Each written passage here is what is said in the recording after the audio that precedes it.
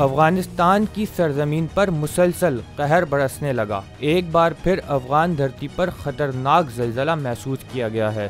शहरियों में खौफ का समा, लोग डर के मारे खुदा को याद करने में मशगूल हो गए। पाकिस्तान के हमसाया मुल्क अफगानिस्तान में ज़लज़ला आया। अफगानिस्तान के इलाके बदखिशा में 4.4 शिद्दत के ज़लज़ले के झटके महसूस किए गए।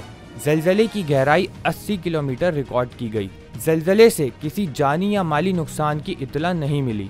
वाज़ेह रहे कि रवां हफ्ते अफगानिस्तान में ये तीसरा ज़लज़ला महसूस किया गया है। इससे कबल 4.4 और 3.9 शिद्दत के ज़लज़ले अफगान सरजमीन पर रिकॉर्ड किए गए हैं।